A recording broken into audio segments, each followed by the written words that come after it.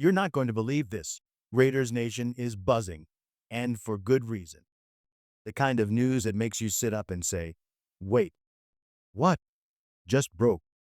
After a full year away from the sidelines, 73-year-old Pete Carroll is back in the game, and he's wearing silver and black. When the Raiders head coach spot opened this offseason, he didn't think twice. And Thursday night, Carroll's return got the perfect twist, facing his old squad, the Seattle Seahawks. But before we dive into the latest Raiders action, make sure you subscribe to the channel, smash that like button, and hit the bell icon so you never miss breaking updates. Now, let's get into it. Carroll's history in Seattle is legendary: 14 seasons, 137 wins, and a Super Bowl ring. But when reporters tried to turn the matchup into a dramatic reunion, he brushed it off. "It's just a football game," he said. "I've always fought for my players. We were grinding. I've always loved it here, but this was just a chance to compete in a great setting." Seattle jumped out early, leading 17-3 at halftime. But the Raiders came alive in the second half, dropping 20 points while holding the Seahawks to just 7. The game tied at 23-23 in the final seconds, but a potential game-winning field goal for Las Vegas was blocked as time expired. Quarterback Aidan O'Connell went 18 for 30 with 205 yards, a touchdown, and 2 interceptions. For Carroll, the final score didn't matter. What mattered was that the Raiders showed fight. For Pete Carroll, Thursday night wasn't just about shaking hands with an old team. It was about sending a message. And that message hit hardest in the quarterback room. The Raiders walked into this offseason with one glaring issue: stability under center. Last year's competition between Aidan O'Connell and Gardner Minshew fizzled before it ever got going, and the results showed. Carroll and GM John Spiddick didn't waste time tearing that plan apart. Minshew was gone in a heartbeat. The team then looked toward the draft, taking a flyer on 6th-rounder Cam Miller. The idea was simple: develop him slowly behind veteran Geno Smith. But that plan may already be in danger, because Thursday night, Miller lit a spark. O'Connell's stat sheet tells one story: 18 completions on 30 attempts for 205 yards and a touchdown.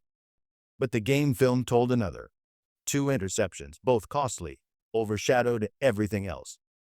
The first was a deep shot that should have been 6 points for Las Vegas, but instead drifted into a defender's arms. The second, worse. O'Connell locked eyes on his target so long, the Seahawks' DB might as well have been the intended receiver. And then, Miller stepped in. When Cam Miller took the field, it wasn't just a substitution, it was a shift in the entire energy of the game.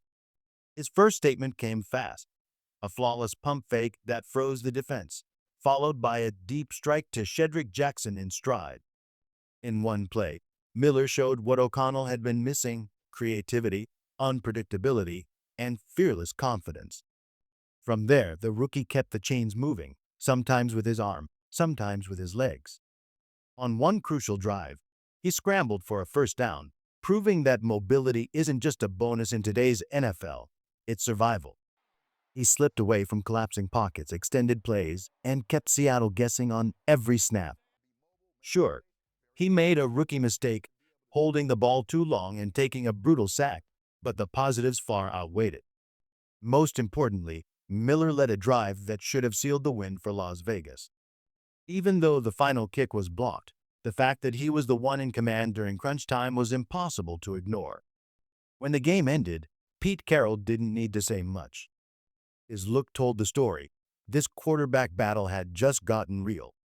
Cam Miller wasn't the only rookie under the microscope Thursday night. Running back Jonty Genty's debut didn't go at all like the highlight reel everyone imagined. Drafted to inject speed and life into the Raiders' ground game, Genty found himself smothered from the very first snap.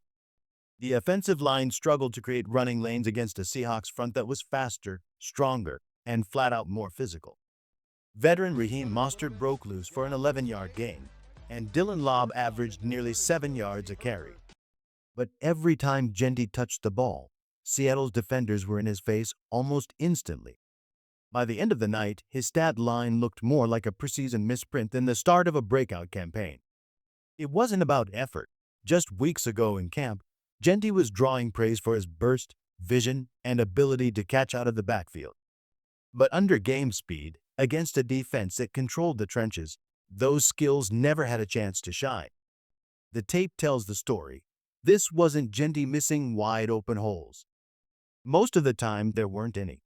Still, great NFL backs find ways to create something from nothing, and that's the leap Genty now has to make. One preseason game doesn't define a career, but it does set the tone for what he'll need to prove moving forward. Here's the reality.